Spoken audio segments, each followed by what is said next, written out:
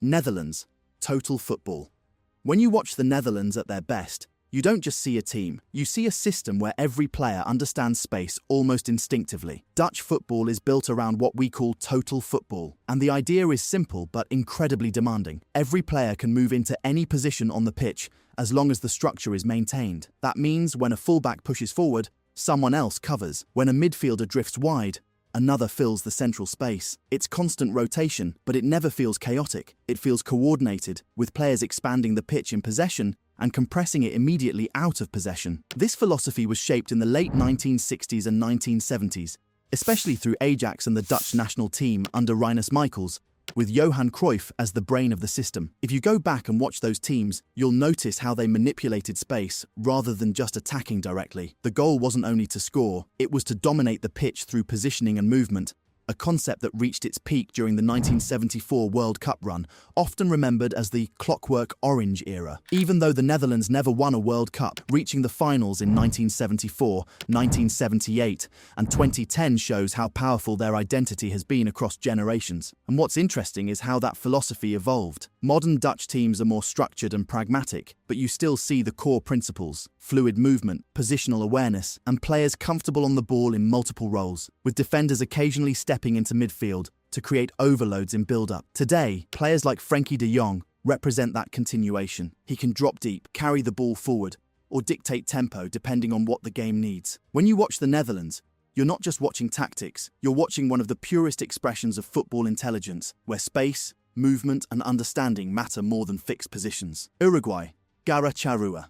When you watch Uruguay play, you immediately feel something different. It's not just tactical, it's emotional. Uruguayan football is defined by Garra Charrua, a phrase that represents fighting spirit, resilience, and an almost stubborn refusal to lose. You see it in the way they press, the way they tackle, and even in the way they celebrate defensive actions. For Uruguay, every moment on the pitch feels like a battle, where dominating the opponent's mentality is often just as important as controlling the ball. This identity comes from the country's history. Uruguay is a small nation, but it has always competed with football giants. That mindset was built early when they won the first ever World Cup in 1930, and then again in 1950 with the famous Maracanazo victory over Brazil, silencing a packed Maracanã. Those moments shaped a culture where mentality is just as important as talent. Tactically, Uruguay have often been very organized. You'll usually see a compact defensive structure, disciplined lines, and very little space between units, with a team that knows how to suffer without breaking. But what makes them dangerous is the transition. The moment they win the ball, they attack quickly and directly. Historically,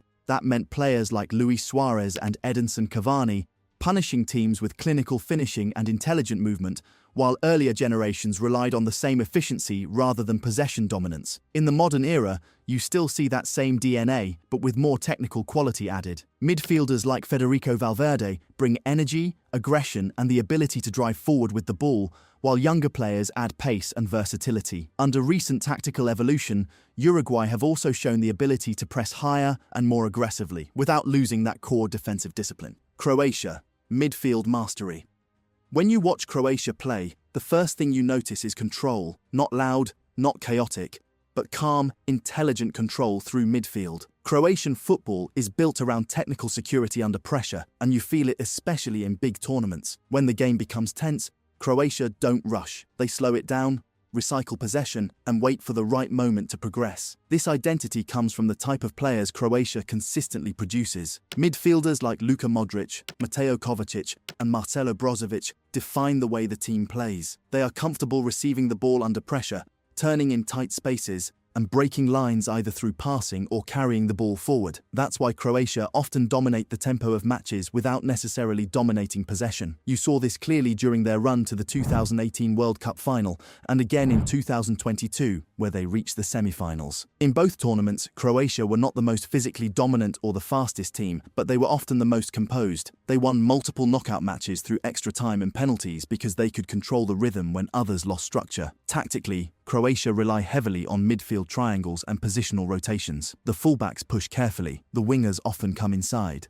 and the midfield becomes the engine of everything. Even defensively, their structure is based on compactness and smart positioning rather than aggressive pressing. Today, even as Modric approaches the later stages of his career, you still see the same DNA in the next generation. Croatia remain a team that trusts the ball, trusts their technique, and most importantly, trusts their ability to stay calm when the pressure is at its highest. That's what makes them so dangerous in tournaments. They don't beat you with chaos, they beat you with control. Belgium, the hybrid counterpunchers.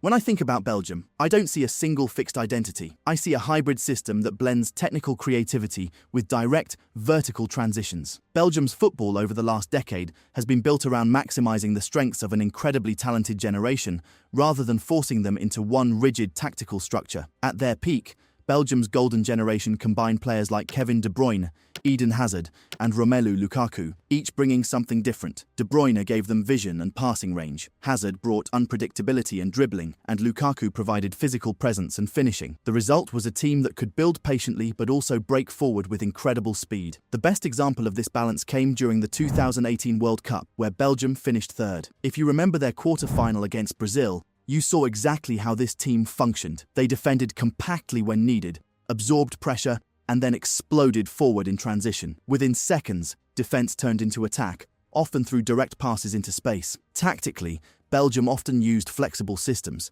sometimes a back three, sometimes a back four, depending on the opponent. But the core idea remained the same: create overloads in key areas, win the ball, and attack quickly before the opponent resets. In recent years, the team has evolved as that generation aged, but the principle still exists. Belgium continue to produce technically strong players, and their football remains based on intelligent positioning combined with fast attacking transitions, with profiles like Jeremy Doku bringing direct 1v1 threat and pace in wide areas. When you watch Belgium, you don't see a rigid philosophy like Spain or Italy. You see adaptability, a team that can slow the game down or accelerate it instantly depending on the moment. And in modern football, that flexibility is one of the most dangerous qualities a team can have. Morocco, the Atlas block.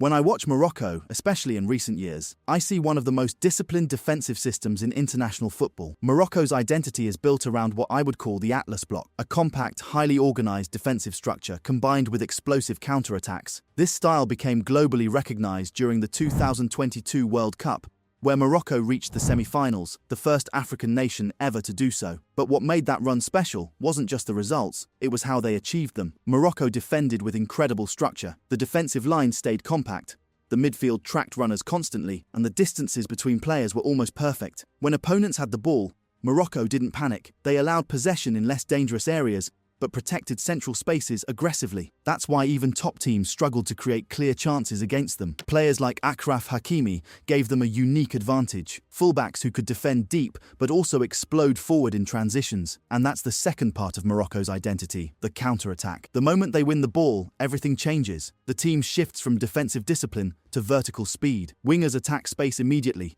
Midfielders push forward, and within seconds, Morocco can turn defense into a dangerous attacking situation. Even now, that structure remains. Morocco continue to balance defensive solidity with attacking efficiency, and their system is built to compete against stronger teams. When you watch them, you realize something important. They don't need to dominate the ball to dominate the game. They dominate through organization, discipline, and perfectly timed transitions. USA, the high-octane press.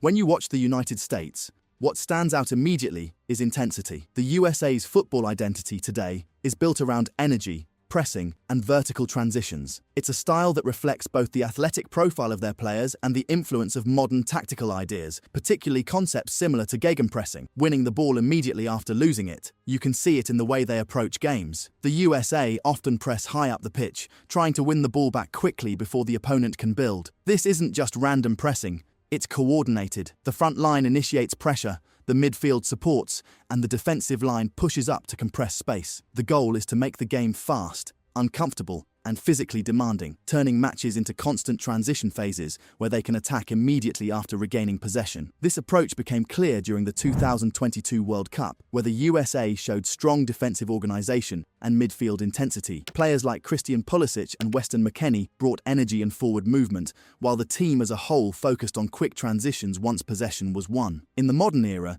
the USA has also improved technically. More players are developing in European leagues, which has added tactical understanding and composure to their natural physical strengths. That means the team is no longer just about running power. It's about combining that intensity with smarter decision-making. Tactically, the USA thrive when the game is open and fast. They are most dangerous when they can press, win the ball, and attack quickly before the opponent settles. When you watch them, you feel constant movement, constant pressure, and a team that wants to play the game at a high tempo from start to finish. Colombia ElTo modernized.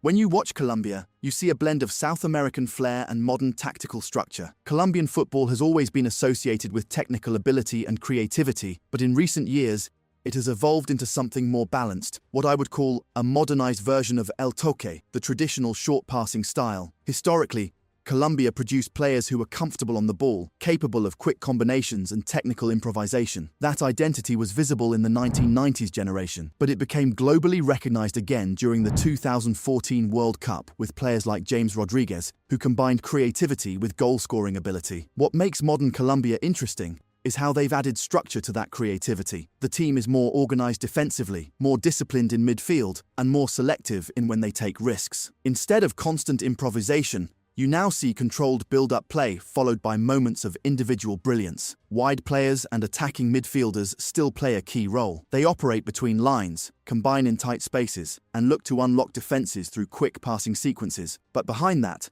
there's a stronger tactical base that keeps the team balanced. When you watch Colombia, you still feel the flair, the dribbling, the creativity, the unpredictability, but it's now supported by a more modern understanding of the game. It's not chaos anymore, it's controlled creativity, and that balance makes them a very dangerous team. Japan, collective precision.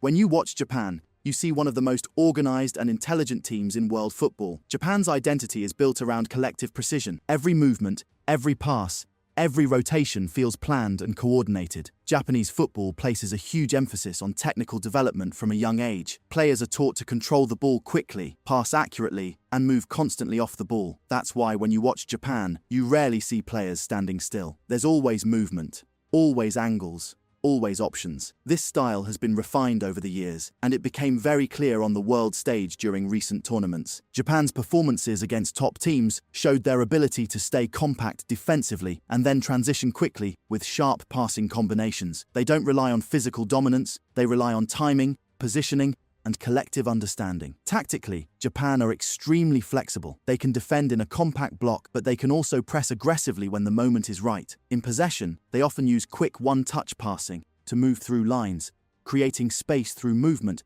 rather than individual dribbling. What makes Japan unique is how synchronized everything looks. It's not about one star player dominating the game, it's about the system working perfectly as a unit. When you watch them, you feel like every player knows exactly where the others will be, and that's what defines Japanese football today. Precision, discipline, and a collective intelligence that allows them to compete with some of the best teams in the world. Now tell me, which country's football playstyle do you enjoy watching the most? And if you love deep football breakdowns like this, like, subscribe, and check the next video on your screen. See you very soon.